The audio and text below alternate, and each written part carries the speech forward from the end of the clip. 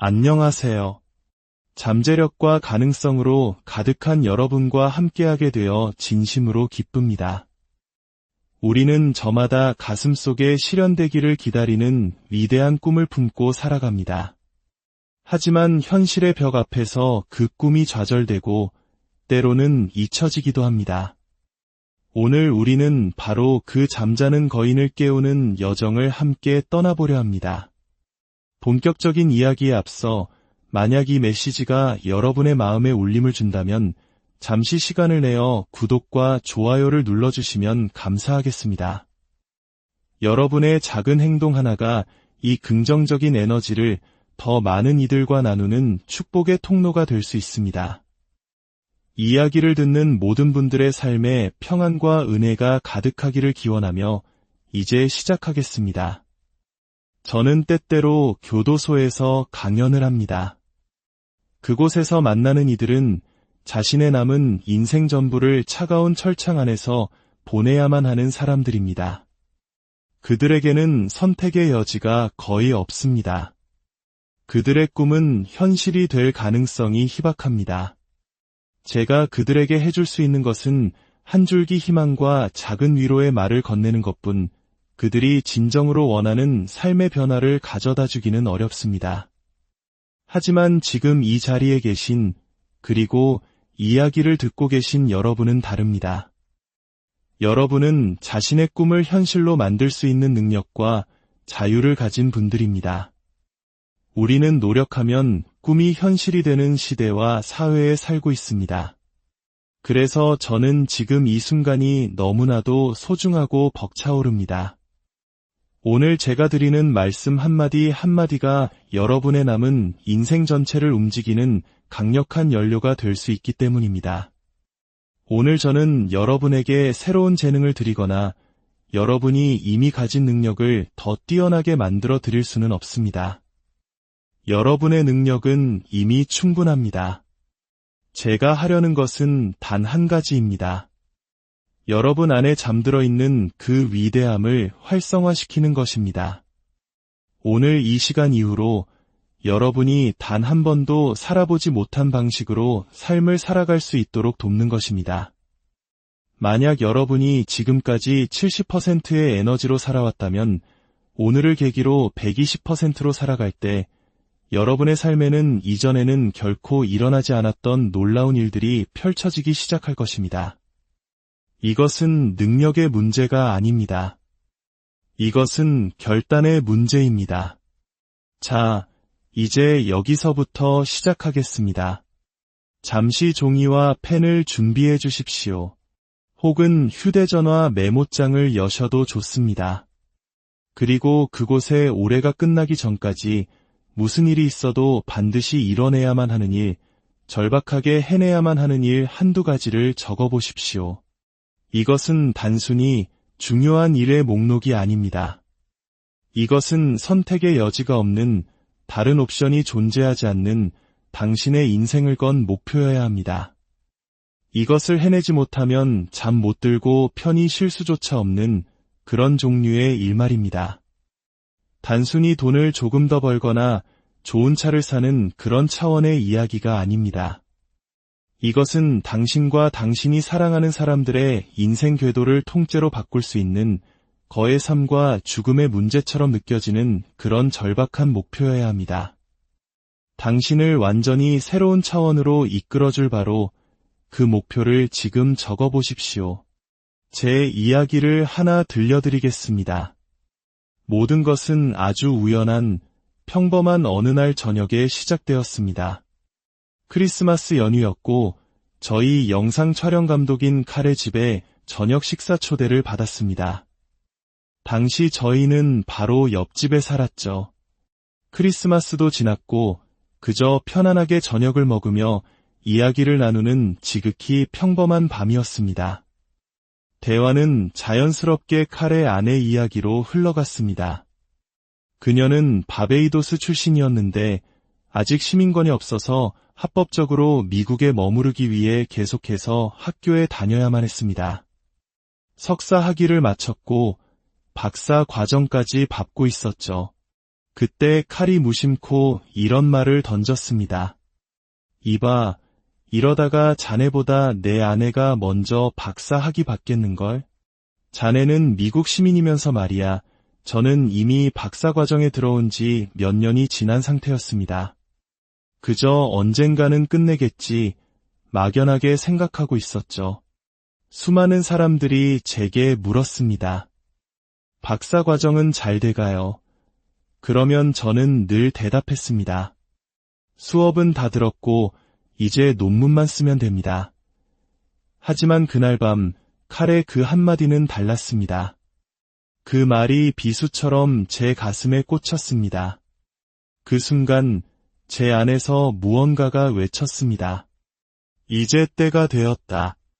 더는 미룰 수 없다. 그 후로 대화가 어떻게 이어졌는지 전혀 기억나지 않습니다. 칼은 계속 무언가 말을 하고 있었지만 제 귀에는 아무것도 들리지 않았습니다. 제 머릿속에서는 오직 하나의 목소리만 울려 퍼지고 있었습니다. 대체 언제까지 미룰 건가? 대체 언제 이 일을 끝낼 건가? 이것은 단순히 학위에 대한 이야기가 아니었습니다. 이것은 제 인생에 미뤄둔 모든 과제에 대한 질문이었습니다. 저는 서둘러 자리에서 일어났습니다. 칼, 오늘 정말 즐거웠어. 먼저 일어나야 할 것 같아 인사를 하고 그의 집을 나섰습니다. 저희 집까지는 걸어서 5분도 채 걸리지 않는 거리였습니다. 하지만 그날 밤 그 5분의 거리는 마치 1시간처럼 길고 무겁게 느껴졌습니다. 집으로 걸어가는 내내 제 머릿속을 가득 채운 생각은 단 하나였습니다. 이제 끝이다. 나는 이 일을 반드시 끝내고야 말겠다. 여러분 중에도 그런 더 이상은 안 되라고 느꼈던 순간을 경험해 보신 분이 계실 겁니다. 바로 그 공간, 그 마음으로 앞으로의 이야기를 들어주시기 바랍니다. 저는 머리가 나빠서 박사 학위를 못 딴 것이 아니었습니다. 그저 올해는 반드시 끝내겠다는 결단을 내리지 않았을 뿐입니다. 자, 아까 여러분이 적어두었던 그 절박한 목표를 다시 보십시오. 그리고 그 옆에 그 목표를 이룰 연도를 적어주십시오. 저를 위해 적는 척하지 마시고 당신의 인생을 걸고 현실적인 연도를 적어보십시오. 저는 그날 밤 제 자신에게 이렇게 속삭였습니다. 내년 크리스마스에 우리가 다시 이 자리에 모일 때 나는 토마스 박사로 불릴 것이다. 저는 마음속으로 내년의 크리스마스 파티를 생생하게 그렸습니다. 똑같은 사람들, 똑같은 음식, 똑같은 노래. 모든 것이 지금과 똑같지만 단 하나 내 이름 앞에는 박사라는 칭호가 붙어 있을 것이다. 저는 날짜를 박았습니다. 2015년. 더 이상 이 문제로 고민하지 않겠다. 2015년. 나는 끝낸다. 이제 다음 단계입니다. 그 연도 옆에 월을 적어주십시오. 1월부터 12월까지 당신이 그 목표를 성취할 정확한 달을 기입하십시오. 그리고 가장 중요한 단계가 남았습니다. 그 목표 아래에 당신이 목숨보다 사랑하는 사람 3명의 이름을 적어주십시오. 단순히 아들, 엄마라고 적지 말고 그들의 이름을 정확하게 적어주십시오. 이제 이것을 깊이 생각해 보십시오. 당신이 그 목표를 달성했을 때 그 사실이 당신이 사랑하는 그 3사람의 삶을 어떻게 혁명적으로 바꾸어 놓을 것인가. 집에 돌아가시면 꼭 시간을 내어 각 이름 옆에 당신의 성공이 그들의 삶을 어떻게 향상시킬 수 있는지 3가지씩 구체적으로 적어보시기 바랍니다. 저는 생각했습니다. 내가 박사 학위를 딴다면 내 수입의 자릿수가 바뀔 것이다. 그것은 곧 내게 닫혀있던 수많은 기회의 문이 열린다는 것을 의미했다. 단지 흑인이라는 이유로, 가난한 동네 출신이라는 이유로 실력이 더 뛰어남에도 불구하고 다른 사람에게 기회를 빼앗겼던 순간들이 떠올랐다. 자격 미달이라는 핑계로 거절당했던 수많은 밤들이 스쳐 지나갔다. 이 박사학위는 그 모든 논쟁을 끝낼 것이다. 더 이상 자격을 운운하는 사람은 없을 것이다. 이 학위는 나를 위해 닫혔던 문을 열 것이고 그것은 곧 내 딸을 위한 문이 열리는 것이며 내 아내를 위한, 내 어머니를 위한, 내 동료들을 위한 문이 열리는 것을 의미했다. 그 후로 매일 아침 눈을 뜰 때마다 저는 제 학위가 영향을 미칠 사람들의 얼굴을 떠올렸습니다. 공부하기 싫은 날, 글쓰기 싫은 날, 비행기에서 잠들고 싶은 날마다 저는 제 동료들과 그들의 가족을 생각했습니다. 그리고 스스로에게 말했습니다. 계속 나아가야 해. 여러분이 자꾸 무언가를 시작했다가 멈추고 또다시 멈추는 이유는 그 목표가 충분히 의미 있지 않기 때문입니다.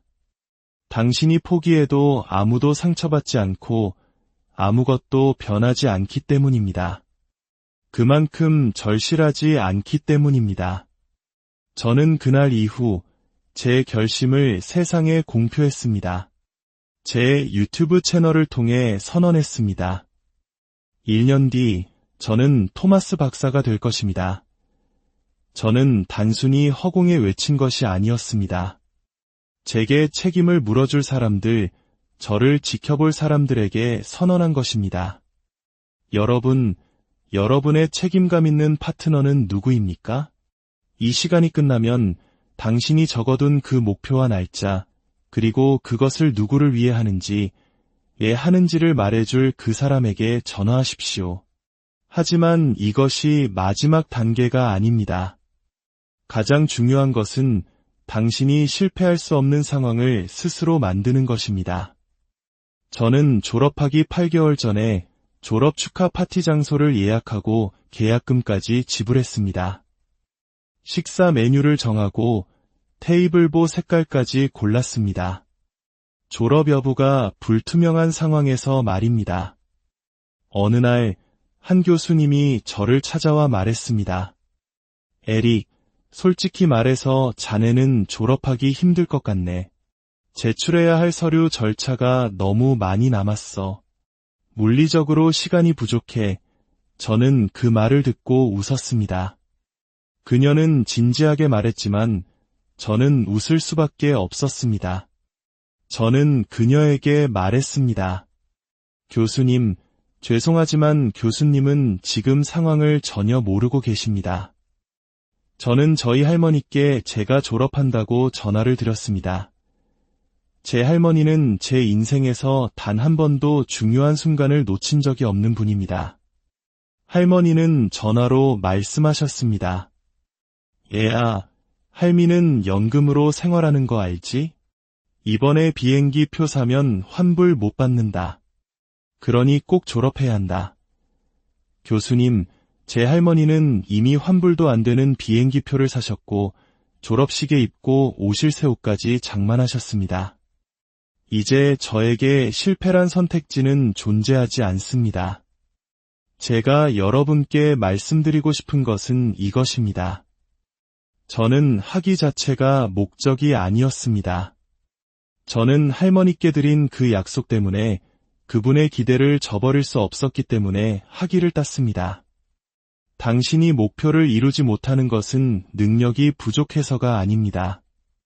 당신이 하겠다고 말한 그 일에 충분한 의미, 충분한 가치를 부여하지 않았기 때문입니다.